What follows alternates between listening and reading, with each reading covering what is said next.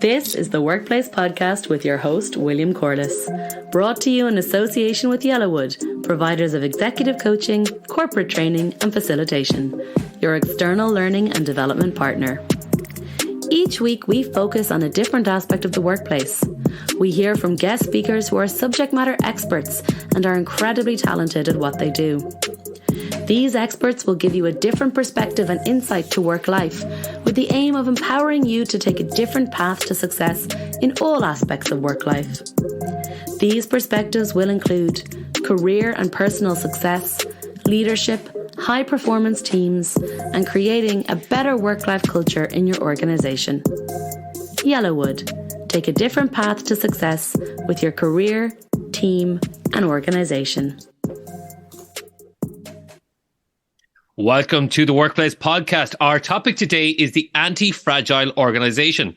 Returning to podcast once again to discuss her book, Adaptive HR, Impactful HR for the New and Virtual World of Work, is Marianne Roux. Marianne has 30 years experience as a HR executive, future or work strategist, business school professor and board director. She currently runs Roux Consulting, a leadership and transformation consulting firm based in Ireland. She teaches at several business schools around the world, including the Irish Management Institute. Marianne holds a PhD in leadership in the future of work context from Swinburne University of Technology. She's an expert in adult development, complex problem solving, personal agility, strategy, agility, and transformation. Marianne has published a book on adaptive HR and a personal agility reflection journal. Knowing your superpowers is the key to your success in a changing world. And she's featured in Maturing Leadership, How Adult Development Impacts Leadership.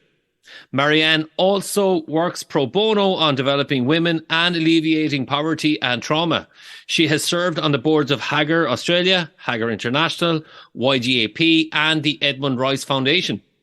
Marianne was chosen as one of the 52 inspirational women at work in South Africa in 2004, one of the 20 female entrepreneurs by management today in 2011 in Australia, and in 2015, she won the Excellence in NFP Consulting Award from the Worldwide Who's Who.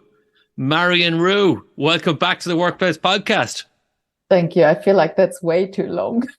Well, it is all true, and why leave any of it out? And I really want to discuss your book here. Congratulations on this. You are obviously very busy. This is chock-a-block with research, quotes from leaders, checklists, diagrams of models and frameworks. This is a manual to all OD practitioners and HR people. So I may suggest that this should be hidden in people's desk as a quick reference manual. Chapter 1, the future of work and the need for HR. Then it goes to people strategy for the new world of work, future-proof your HR operating model, structure and capabilities, design fundamentals for exceptional employee experiences, modernizing key talent processes, becoming digital, leading dual transformations, redesigning organizations, leadership and teams, and bringing it all together. This is such a rich book. Congratulations. Can I ask you, why write this book? Why did you felt there was a need for this book? As you know, I've been an HR director twice. I've been a consultant for most of my career, and I'm also a professor. So I bring this combination of research and evidence.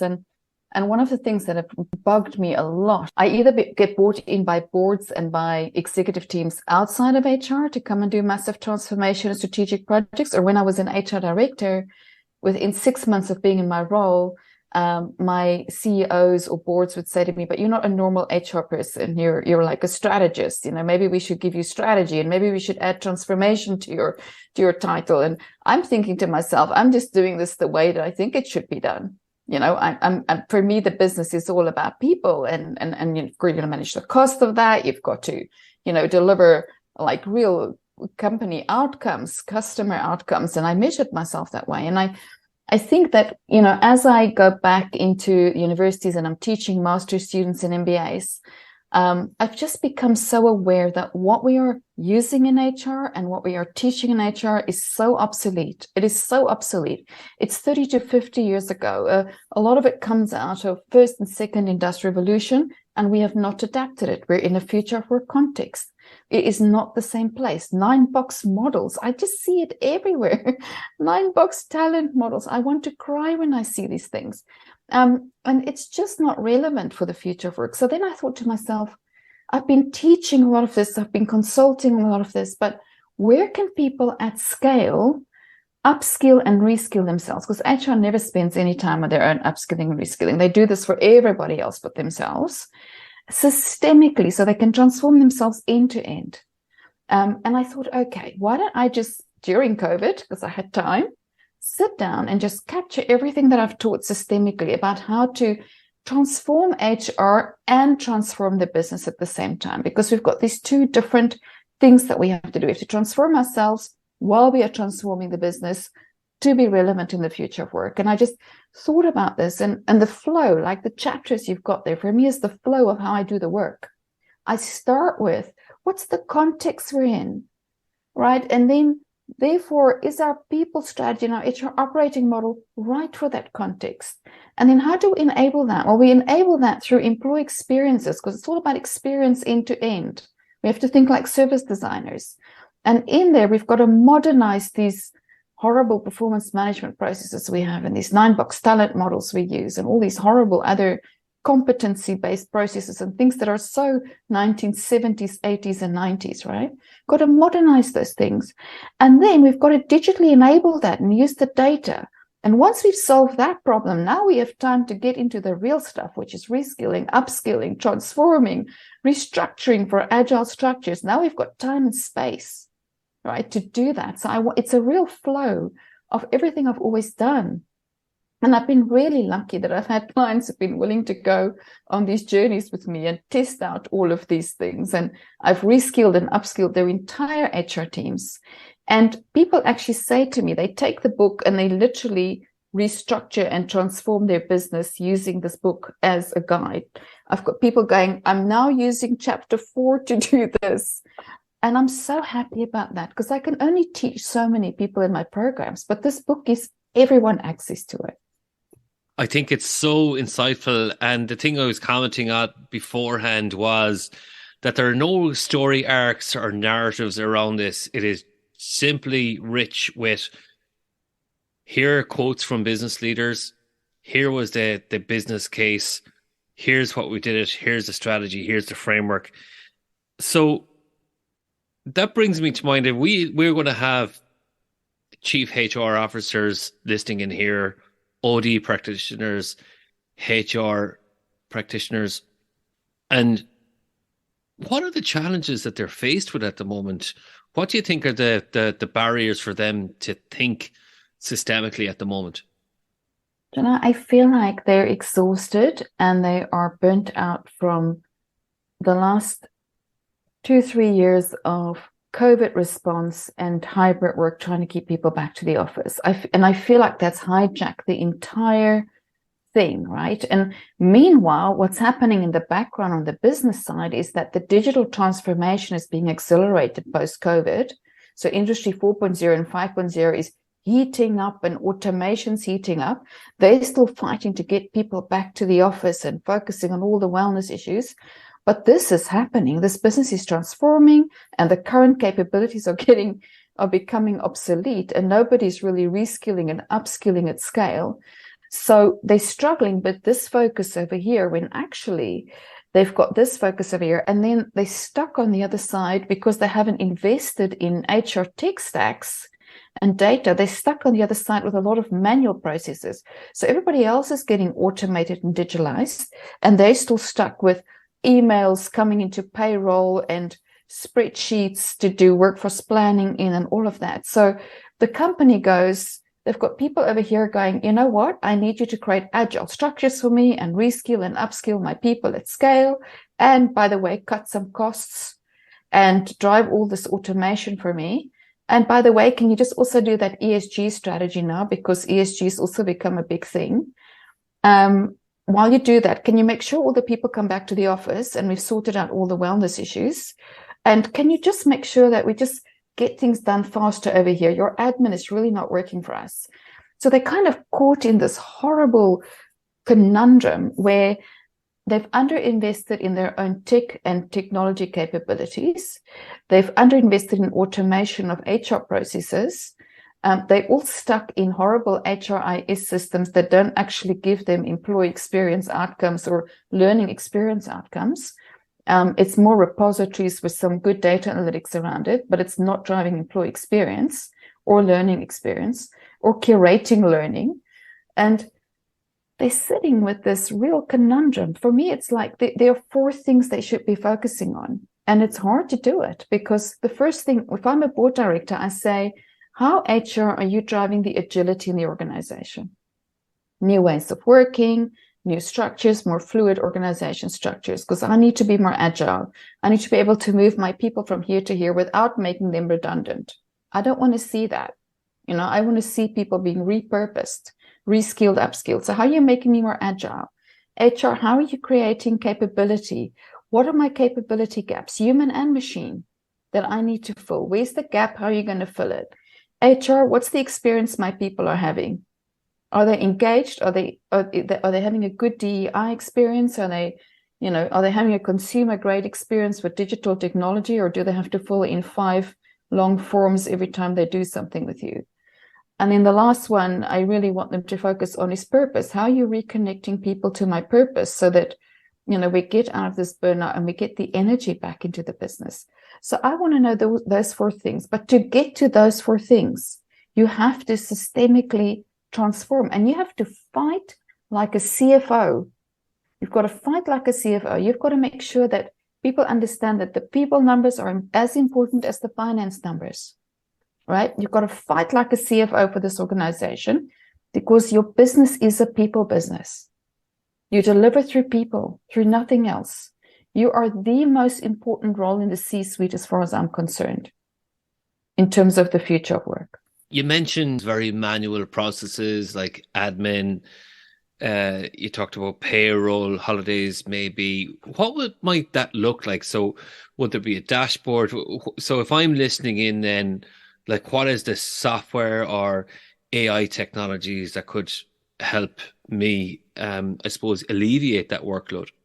Yeah, you don't start with the technologies. The first thing, you map the employee journey and experience, right? So from all your personas, from external candidates to graduates to whichever those personas are, you map their employee journey, you find out where the pain points are, and then you digitalize it, right? You make sure you digitalize it. Now, you also have to look at, I always say, you've got to have a target operating model as HR and a target interaction model.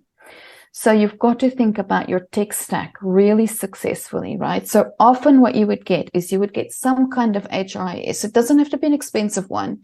Some place where your payroll data and personnel data is, right? You need that. But that is not good enough. And no ERP system drives an experience.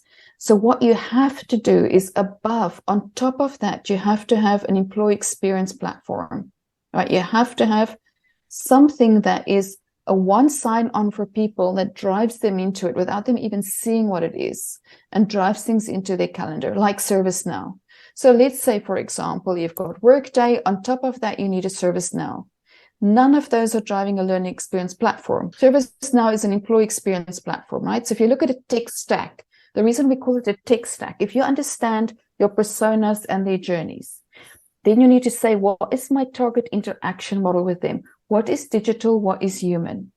If I, for example, take an applicant, is my first contact with a bot, with a website, with a person, with a call center, and at what point do I speak to a human?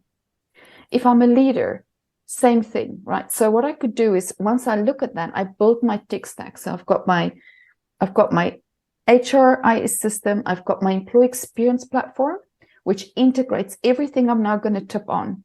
There is not at the moment one integrated HR system, unfortunately. So you've got to build a smart tech stack. It can be expensive, it can be cheap. On top of your tech stack, you've got to decide, what am I in there automating, right? What am I automating? What am I putting a bot? Why do you want your HR people? You've got to use bot technology. All of us are used to talking to bots. I get onto my VHI platform, and there's a little thing that pops up that says, how can I help you? That's a bot. I don't need to speak to a human to ask how many leave days I have. If I can ask a bot and the bot answers me, humans are very happy as long as they get the answer. They don't need to speak to a person. I don't want my people sitting in there giving the same answers to simple questions that could be handled by digital. I want my people to be at the later end of the interaction model, where they are solving problems for people, where they are thinking, and it's also more meaningful work, right?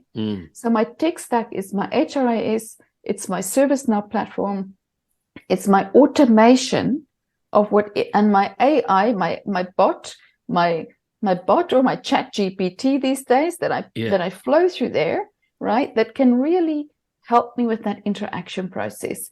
At what point that can triage? You know how all of them say then, well, does this answer your query? No. Well, let me connect you to a live desk, right? Suddenly a live support person now pops up that now interacts with me.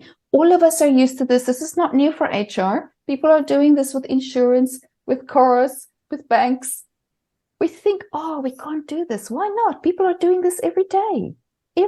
Oh no, my people are too old. I've heard this all. I'm like, well, how are they dealing with the insurer? The insurer just said to them one day, guess what? The bank said to them one day, you know what? I'm not going to have that many branches anymore. You know, you're going to deal with me in this way now.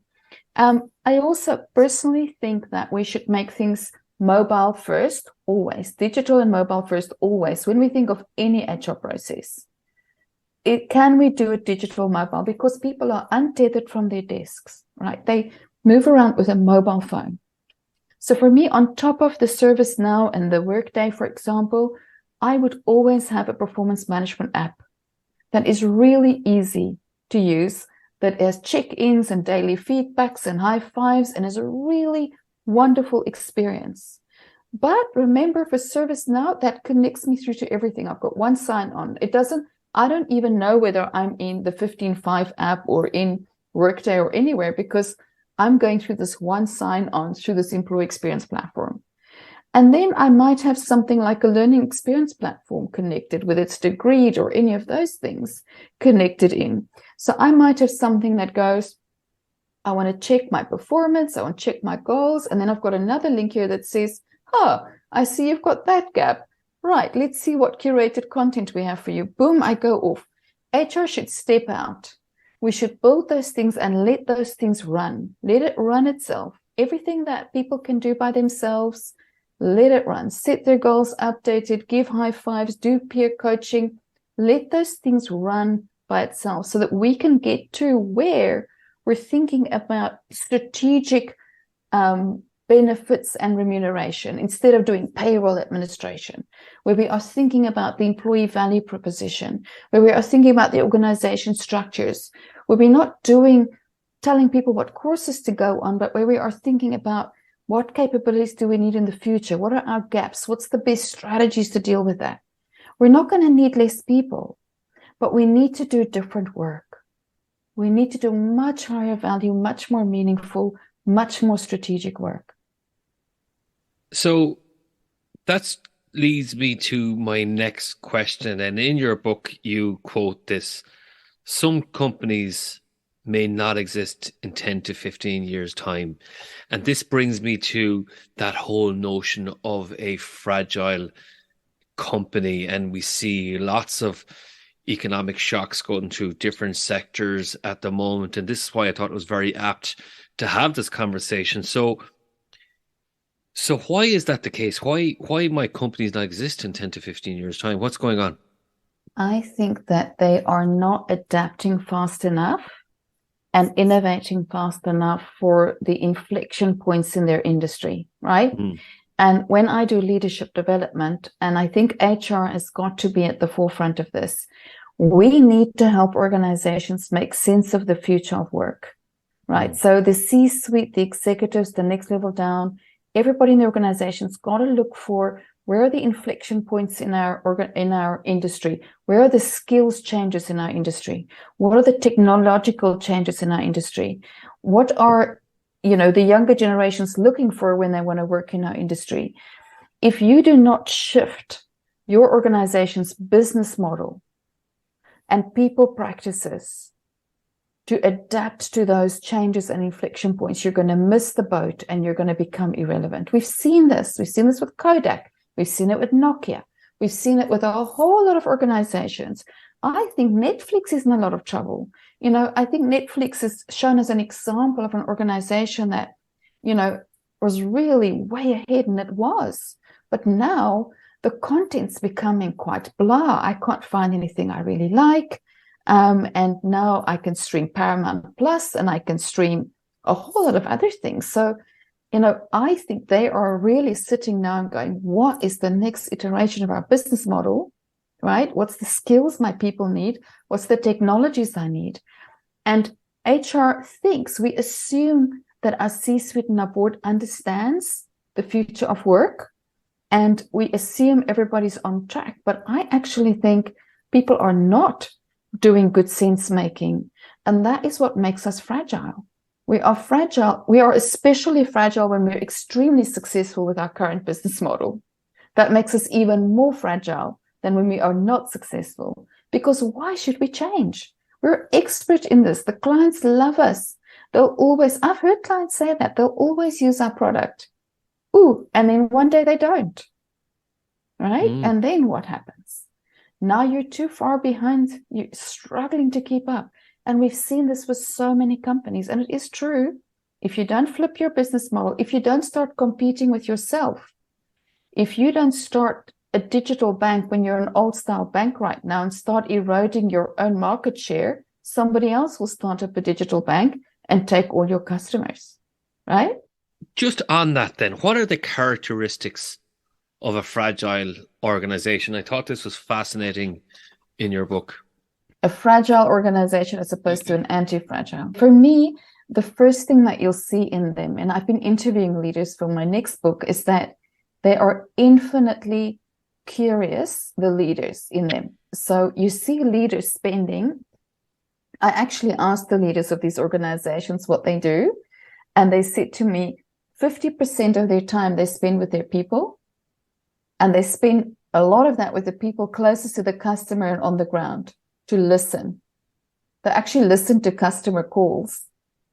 One of the healthcare organizations I talked to, the executives have to listen to customers that, give them a minus score. They've got to listen to those detractor calls every month, and not just listen, come up with a solution to the problem the customer has raised, the actual executive, to the meeting the next month, right? And so it's a lot of scanning and listening to what's going on. And I think that's the first thing they do. And they're not scared to challenge their own assumptions about how things work. They spend 50% of their own people listening on the ground, but they also spend 25% of their time, believe it or not, externally, talking to people externally across industries. They all read 52 books a year. Every single one I've spoken to.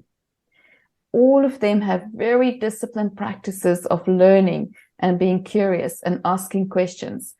One of them said to me, one of the things when things become really uncontrollable and really what he asks his team is, let's quickly focus on what we can control and take some actions. Now, let's ask ourselves, what would a successful company do when they are faced with this? So it's that appreciative inquiry. So I think they've got this curiosity, you've got this possibility. They always have experiments going on in their organization. They always have things that they're trying out. They're trying out here on the side. It might be biting into their own business, but they're trying it out. They're testing, they're exploring, they're experimenting, and they're getting feedback loops. They send little probes out all the time. And they get a lot of this experience from the people on the ground. Right? We call that generative change. It's in the book, right? The generative change methodologies. You run world cafes, when I was in Deloitte, we did every quarter, we had world cafes and innovation cafes. We just brought clients in and we said, what are you struggling with? We didn't sell anything. What are you struggling with? What's bothering you, right? We came up with little ideas and experiments, and we just tried it. And like, let's see what works, what doesn't work. And they're not scared of failure. These leaders I'm interviewing, if I ask them, tell me about your best mistakes, they can ramble off their top 5 mistakes, and they're so proud of it. And they're like, I lost millions here and I lost millions there. And they're so proud of it and what they've learned from it. Usually people shy away from that.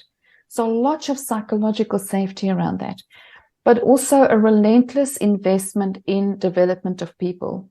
Novartis, for example, has gone down the road of 5% of people's time. It's 100 hours a year everybody in the organization gets for learning. And it is mandated 100 hours. So they learn, they experiment, they're curious, they try things out, right? They don't mind failing. And they also don't try and be the best at everything. They also make sure that what they do is not because they like it and they're good at it. What they do is there because the customer needs it. Or they can see the customer needs it even if they don't need it yet. So they can see around corners, what Rita McGrath says, seeing around corners, looking for inflection points. Because at the end of the day, whatever we do, we solve problems for clients, right? And if the client no longer has that problem, we become irrelevant, whether we like what we do or not, whether it's driving multiple millions for us or not. At some point, it's not going to be a problem anymore. If I'm a listener, how would I recognize if my organization is agile or fragile? Like, what are the kind of common symptoms that might be on display? Is it something my team members would do? Is it something that I would see in meetings? Is it something my CEO or the board might do? What are those characteristics or traits? I think the most dangerous thing is when people get really comfortable and there's not that questioning of current assumptions. Even when we are doing really well, to say, well, what else might we do? Or why might this not work in 5 years from now? And I think you've got to literally poke the bear. So if you see people shutting down those kind of conversations, when people come up and they're like, oh, no, let's not, that's a distraction. Like, you've got to listen. I always say you've got to listen for the words people are using. That's a distraction. I know we tried that. It didn't work, right? No, let's stick to the knitting. Let's get back to the basics. I hear these things and I go, yep, here we go. Like, this is our core competency, right? No, let's not. We've had so much change in the business. Let's not introduce any more change. You hear these things. I call it cycling. You see this uncomfortable topic coming in the meeting, and then somebody will make a joke, or they'll ask a committee to look at it, or somebody will discount it. And then everybody will just, we're not touching that. We're just going to keep cycling. And I was talking to a CEO yesterday, and she was saying to me that, she really needs to shift. It's a sports organization that, and it was insolvent a couple of years ago. And she needs to shift it significantly. But she says, but my board. If you're sitting there with boards that are like, oh, no, no, that's too far out. No, that's too different. Are you taking the board with you? I think that you've got to be able to question everything you're doing all the time, even when you're doing well. Question it. Will it still be relevant 5 years from now? And yes, we can't predict the future, but you've got to, I like question storming. Like, often I'll say to people, what questions would we like to ask ourselves about this? Let's just question storm, right? Let's just think about it from, I did a strategy session with the board in an energy company. And once we did it, I said, now what I want to do is I want us to edge walk around the work we've done. So I want you now to take the perspective of, if you are government and you looked at the strategy, what would be some of the questions you would still have, and what would be some of the discomfort you would have? If you are a greenie from an environmental activist, what would be some of the questions you would have? What would be some of the discomforts you would have? What would you not be seeing in there? If you are a future employee, you guys are still in coal generation, and these people really don't want to work in it. So I'm an engineer, but I actually really want to work in green energy. What questions would you have? And when they edge walk, they went, oh my goodness, we've just been talking about the same things we've always talked about, right? So it seems to me there's a lot of positive disruption going on, and then it's going back into that adaptive leadership aspect of, are we doing the work? Is there work avoidance going on here? So especially if we palm it off to someone else. And then I suppose that leads us to that question, because you've introduced this term, the dominant organizational narrative. What is that for our listeners?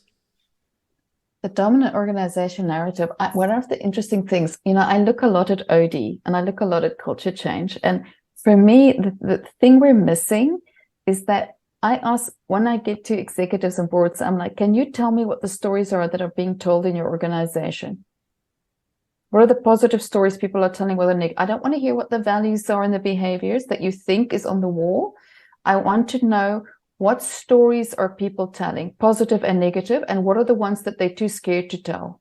They want to tell them, but they're too scared to tell them. So the untold stories. And they can't tell me. And I'm like, that's really dangerous, because that means that you don't know what the narrative is in your organization. And for me, organizations are actually, they're organisms, right? They're not machines. And they're made up of people. And people work through language. People work through relationships. People work through narrative, right?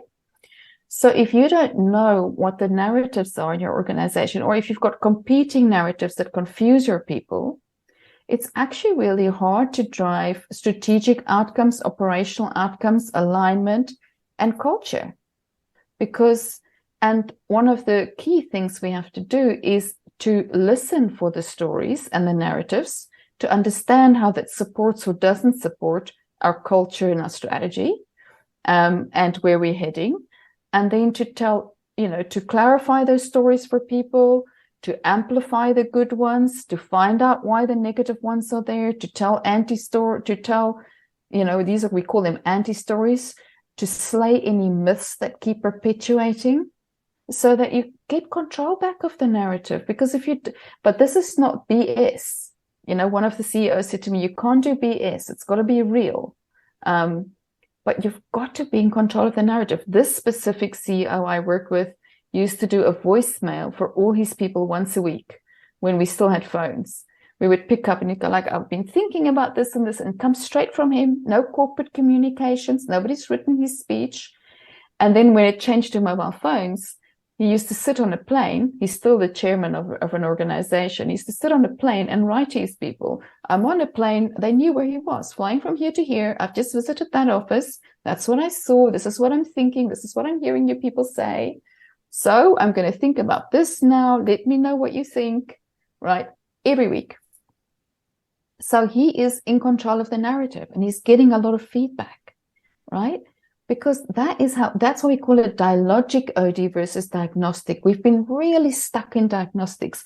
One employee engagement survey after the other, one pulse survey after the other. Well, what are you doing with it? Are you actually changing the narrative? Are you actually taking action? Or are you just doing it? People are so over being so pulsed and surveyed. Wonderful. What are you doing with it?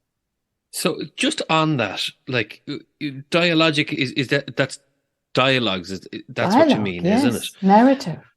And it's. I was working with a company before, and they had this as part of their culture: is how do we gossip success? Yeah. And it's about changing the narrative. Say, actually, if there was stuff going on, what are you doing about it? So they give people the tools to speak. They give them frameworks to say, listen, what's not working for me, and what is working, and how can we improve? They give them that. And then this lovely notion of gossip success.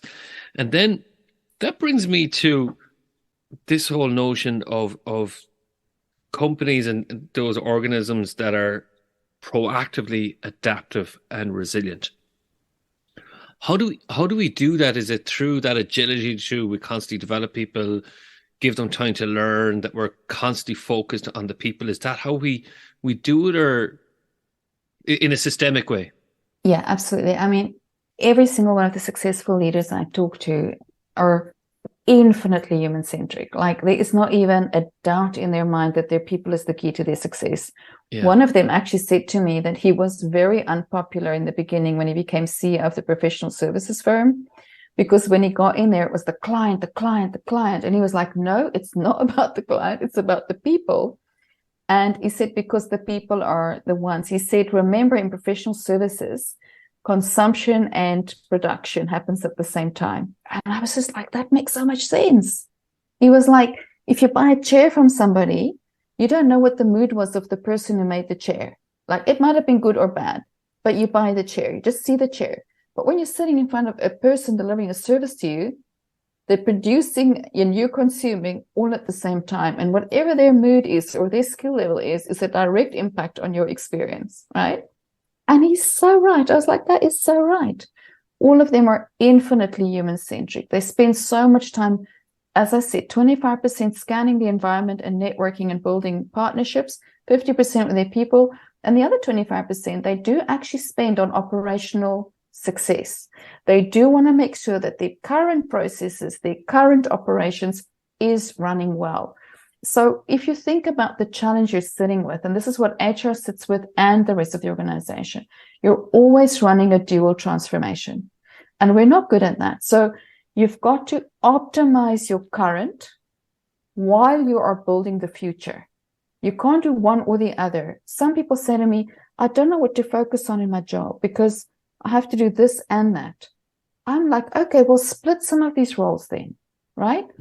Have, like Ford, there are people who are still building previous cars, and there are people who are building electric cars, right? But you've got to make sure that in time, those people are being reskilled across to this side. And that maybe once these people have their skills, that they go back into this side and go and optimize some of that just from what they've learned here. So what they do is, or GM, sorry, they cross-pollinate that all the time. And then they also have this adaptive structure in the middle, which are people that can kind of go both ways. So they'll have like automation experts that can optimize current processes because we're still going to use them for 3 years, and they can build automation over here. But they're like a central resource. I really love that. So you call it kind of your entrepreneurial system and your kind of operating system, right? And then some of these adaptive roles. And for me, the executives, some key roles, maybe a PMO, a program management office, sits in there and really helps with that reskilling, upskilling, cross-pollination, but making sure you're focused on both. One of the things I worry about is I look at these fabulous strategic plans and then I look at the operating plans. I've challenged organizations, right? I've said, right, now I've seen the operating plans at the general manager level. Yeah. I'm going to give you 3 boxes to put everything in. Box 1 is next year, year 1. Everything you're going to do in year 1, and they're all from different departments that have now broken it down. Put it in there. Yes. And box 3 is everything you're going to do in the next 2 to 5 years. Can you put everything in there? And box 2, can you tell me what you've got that you're stopping doing so that you can create space for box 1 and box 3? Guess what happens? It's always empty. Box 2 is always completely empty. So nobody's stopping anything. Box 3 is also empty. So we have this fabulous strategy. And then we try and do everything in year 1. Yeah. And then I go, okay, so if you collectively look at year 1, what is the collective change management that would be required? What's the collective capability impact? What's the collective budgets? And it's undoable, completely and utterly undoable. And then HR, 200 projects. I'm like, fantastic. How are the 15 people in HR going to deliver these 200 projects that you have for the next year? Right? So no project management, no PMO around it, no discipline. We're going to do performance management. I'm like, where's your project plan? Can I see it? Right? Where's your project plan?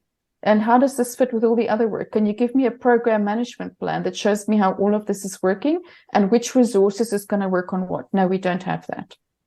Like, we are our own worst enemy, right? We really have to get our hands around this and do a couple of things really well in the current and start to make time and effort into the future and be brutal about what we stop doing. So that we absolutely, for me, that is how you create that sustainable organization. And in your book, it goes through all the different types of leadership and the spaces you need to be in, that entrepreneurial leadership, the enabling leadership, the operational leadership, and then those three spaces: the adaptive space, the entrepreneurial system, and the operational system. So within that context, then, you mentioned it before, generative change. What is generative change? Generative change is absolutely fascinating. So I've been trained in generative change by Jervis Bush in Simon Fraser in Vancouver, and I really like it. It's not brand new. It's connected to Dialogic OD. But what it is, and I'll give you an example of a real project. It's when we bring people in from the ground to solve complex problems, using things like dialogue, appreciative inquiry, world cafes, talent or not talent, marketplaces, etc. So in Saudi Arabia, for example, we had an issue with safety, right? So I was doing leadership development and I wanted them to work on real issues.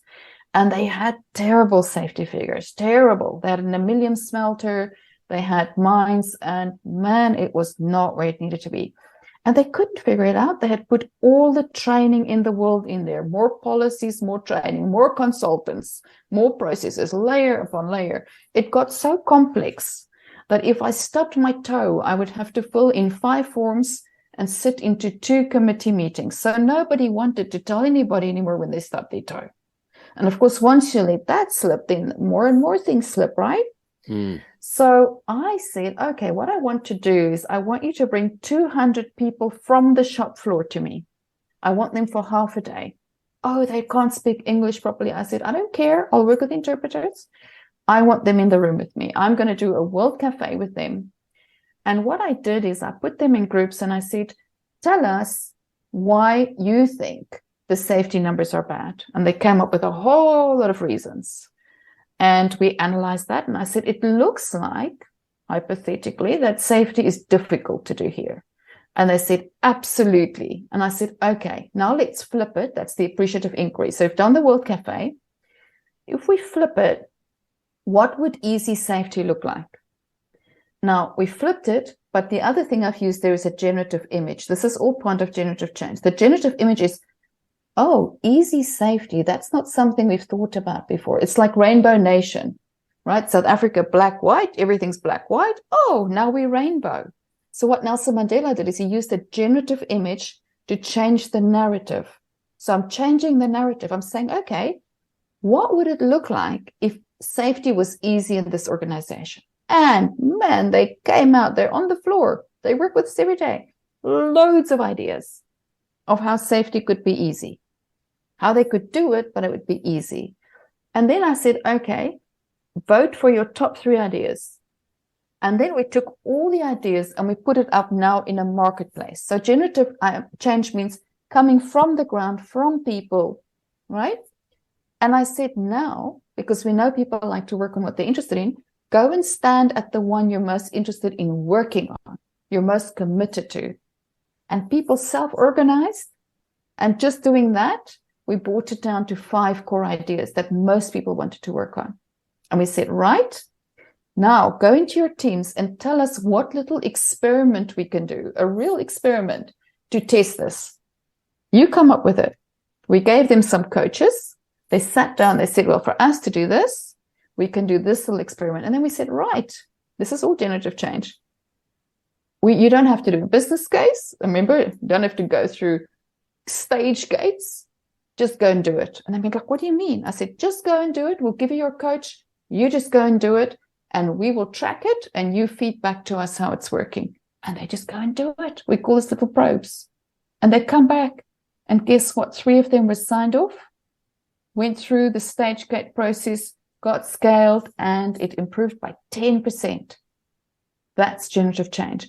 Once people start to do that, if you make that, Jervis has done this with organizations where he's actually made this a practice.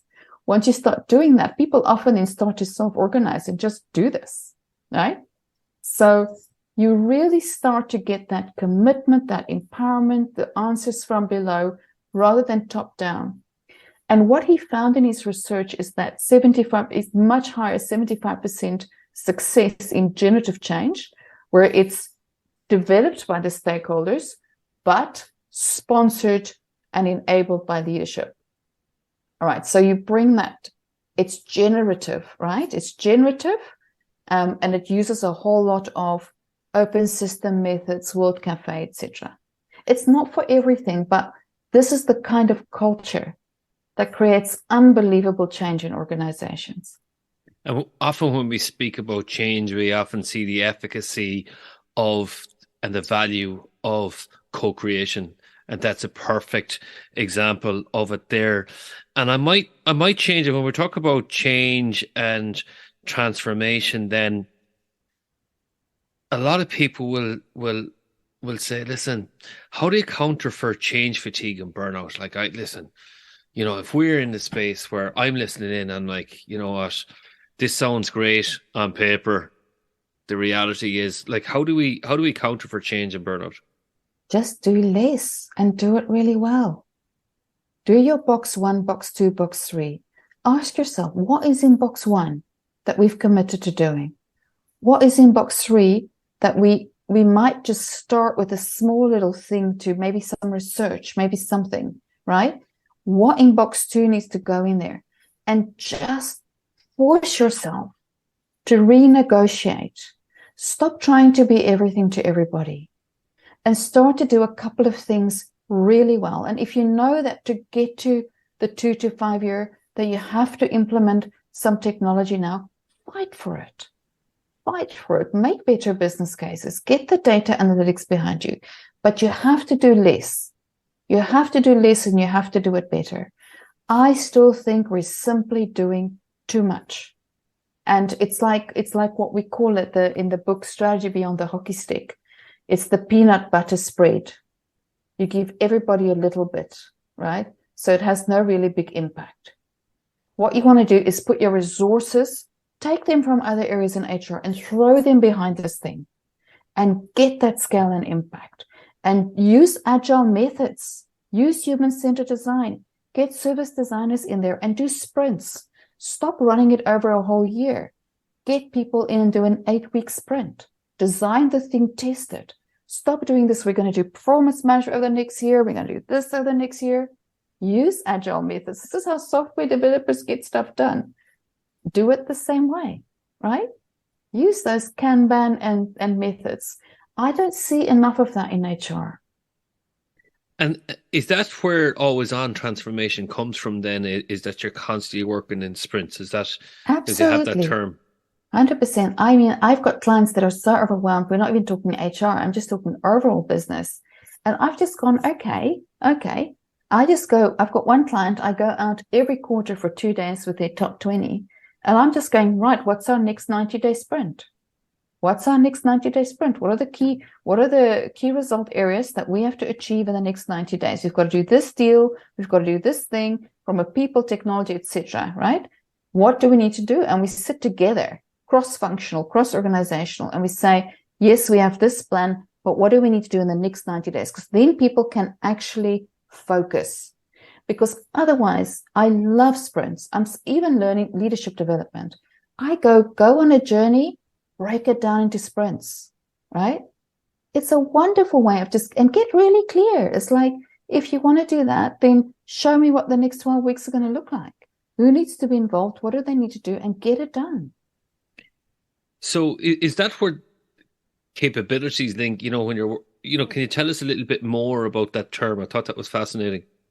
The capabilities for me is, I think I cannot find a single HR director right now that I walk in and I go, can you tell me what your current capabilities are, what the future ones are, and what the gap is? Not one can do it. I don't see anybody using a generic skills framework. There are so many of them. The whole of the Singapore government has built a skills framework for every single occupation in Singapore. Like, you don't even have to go and look for it. It's there. It's open source, right? So I don't see that. And I think that we're not going to get anywhere. For me, HR just has to stand back and say, right, if I understand where we are and where we need to be as an organization, what is the gap we've got, right? From a capability, forget everything else, from a capability perspective, And if I understand that gap, what's the best people strategy to fill that? Is it buying the people from outside? Is it building it from inside? Is it partnering with somebody? In other words, we have access, not ownership of the skills, but we don't have to own all the skills. It's much better for us because then we won't make these big redundancies because we just have access to it. Let's think about this a little bit more cleverly. Or do we partner? I beg, borrow, steal. I beg, borrow, steal people from finance and marketing as an HR director. I'm like, do you know what? Give me one of your young marketing people to come and do employee experience design with me. They'll get fantastic experience. Give me one of your data people. They can come and do some analytics for me. I'll train them, right? So beg, borrow, steal, whatever you need to do. But what is your strategy to fill that capability gap? It's absolutely critical. And in HR itself, I believe our capabilities are very much out of date, very much out of date. Josh Berson's got a great new HR capability framework. It's probably one of the best ones I've seen. He's got a 360 around it, or a assessment that you can do where you can see exactly where your capability gaps are in modern HR capabilities. For me, human-centered design is a key capability. Digital literacy is a key capability, right? Project management is a key capability. Service design. I don't see these things. And I love that point where you make that the commitment of the CEO is to be the chief change agent. Absolutely. How important is this? It's so important. For me, the CEO is actually the chief capability officer, the chief change officer, and also the chief talent officer. It's not the HR director. One of the things, there are a couple of companies that do this very well, like BlackRock, who have the HR director partners with the CFO and another executive as a talent committee, and they are responsible for capability, change, etc. together. Because now you've got two other extremely strong executives driving those agendas with you. You're not coming in there fighting. You've got them going, no. I mean, one of the CEOs I interviewed, and I absolutely love, comes out of an accounting background. And he was the only CEO during the financial crisis in Australia who did not let people go. Everybody else retrenched. I'm looking at this now and I'm going, what is going on? Why are we not sharing talent? Why are we not doing things the way we did during COVID? And I said to him, as a financial person, explain to me why you did not let people go. Because this is the first place the CFOs go. He said, because I'm a financial person, I didn't let them go. He said, I know the cost of letting people go and then trying to rehire them 6 months to a year later because the economy will turn. And because he kept them, they came out of the blocks and they went up straight into the big four. They went to number 2, I think from number 5 or something within 1 year. He had all the skills, all the capability and the engagement ready to go, ready to serve the clients, right? He says, because I'm a financial person, I get this. If HR sits with CFO and they start to think like this together with the CEO, that strong triad, we will have a very, very different outcome. So we're going to finish the podcast soon, and I want to finish up on the 3 questions that people should ask: the what, the so what, and the know what. What are the importance of those questions? I think it's so important. For me, every time I do any development or I talk to people or they read a book, I'm like, okay, fantastic. Now, what are the key things you've taken out in your context? It's important for you. What's different to somebody else?